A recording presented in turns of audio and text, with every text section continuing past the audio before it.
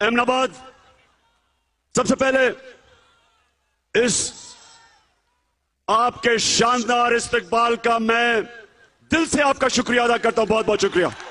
General Musharraf ने पहले इनको दोनों को चोरी में निकाला और फिर अपनी कुर्सी बचाने के लिए दोनों को एनआरओ दिया और इन दोनों ने मिलकर 10 साल मुल्क को लूटा और उसके बाद बंद कमरों में फैसला हुआ।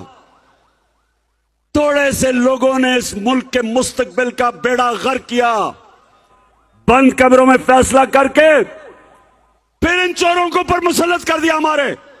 आज हमारी मायशत देखो, इन्होंने आके जो हमारी इंडस्ट्री तेजी से बढ़ रही थी, हमारी मायशत 2 सालों में 17 साल के बाद सबसे तेजी से आगे बढ़ रही थी, तो मुल्क तो ऊपर जा रहा था।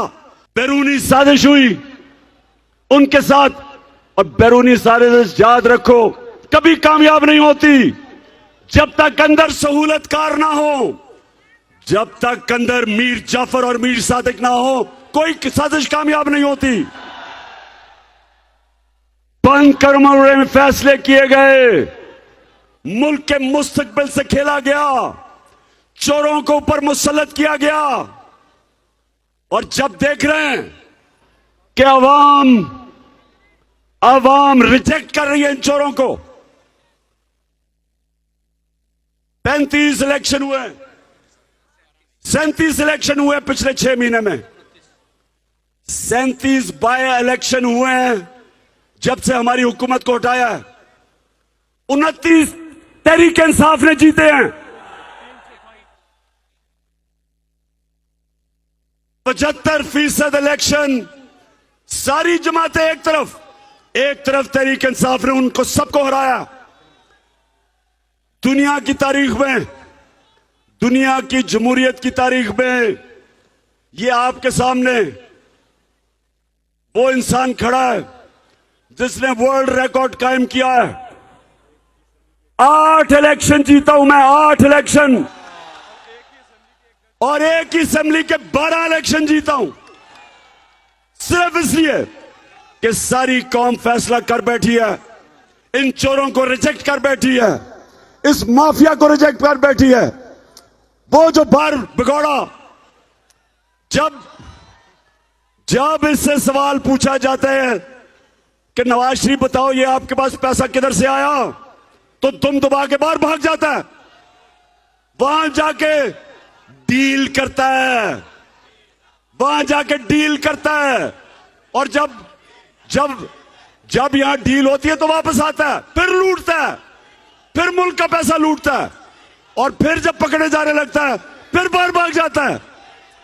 अब वो भगोड़ा बाहर बैठ के इंतजार कर रहा है कि यहां माहौल साजगार हो, यहां ताकतवर हलकों से अंडरस्टैंडिंग हो कि वो फिर से वापस आ जाए।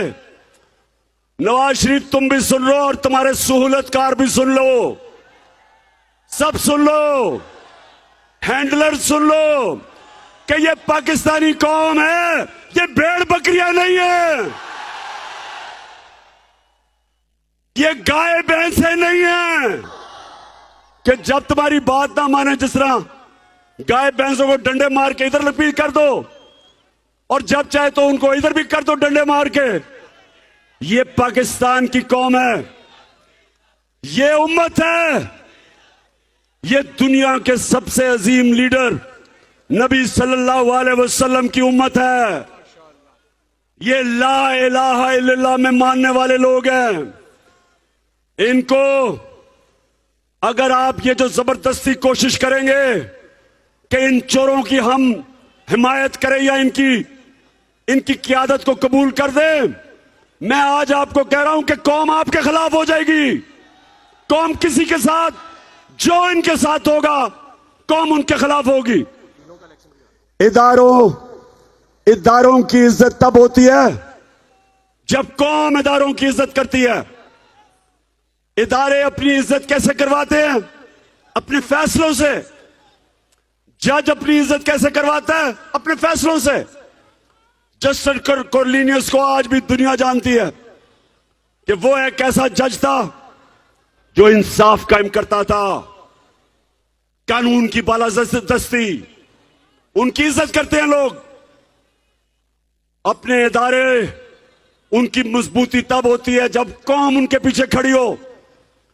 और अगर वो इदारों का ख्याल है कि वो चोरों के साथ खड़े हो और ये समझे कि ये भेड़ बकरियां भी उनके पीछे लग जाएंगी, भेड़ बकरियां तो लग जाएंगी, पाकिस्तानी कौम नहीं लगेगी।